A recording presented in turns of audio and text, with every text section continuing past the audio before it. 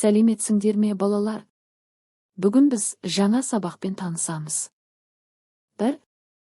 Табиғи компоненттері таулы экожүйе бірнеше негізгі бөліктерден тұрады. Өлі абиотикалық компоненттер. Ауа, су, өзен, мұздық, қар, топырақтау жыныстары, күн сәулесі, температура түрі. Биотикалық компоненттер. Өсімдіктер, шөптер, бұталар, ағаштар, жануарлар, тау ешкісі, қар барысы, кеміргіштер, құстар, микроағзалар, бактериялар, саңырауқұлақтар. 2. Компоненттер арасындағы байланыс. Табиғи компоненттер бір-бірімен тығыз байланысты. Күн сәулесі. Өсімдіктер күн энергиясын пайдаланып өседі. Фотосинтез. Өсімдіктер. Жануарлар өсімдіктермен қоректенеді. Жануарлар басқа жануарлар, жыртқыштар, шөпқоректілерді жейді. Өсімдіктер мен жануарлар топырақ, өлген ағзалар шіріп, топырақты құнарландырады. Су мен ауа. Барлық тіршілік иелері су мен ауа тіршілік үшін қажет. 3. Қарапайым түсіндіру. Оқушыға таудағы табиғат бір-бірімен байланысқан. Күн түседі, өсімдік өседі, жануар жейді, бәрі бірге өмір сүреді. Егер бір бөлігі өзгерсе, бүкіл экожүйе өзгереді.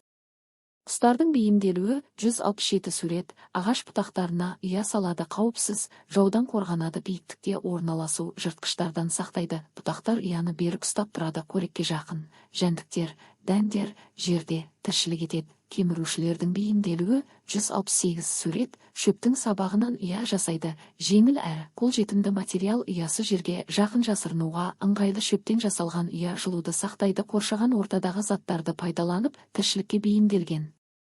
1. Құрлықтағы қауымдастықтар. Орман, ағаштар, құстар, аңдар, жәндіктер. Дала шөптер, кемірушілер, жыртқыш аңдар. Шөл, кактус, сексеуіл, кесірткелер, түйе. Таулы аймақ. Арша, тау ешкісі, қар барысы. 2. Су экожүйелері. Өзен, балықтар, балдырлар, су жәндіктері. Көл, өсімдіктер, балықтар, құстар. Теңіз, мұхит, балықтар, киттер, маржандар.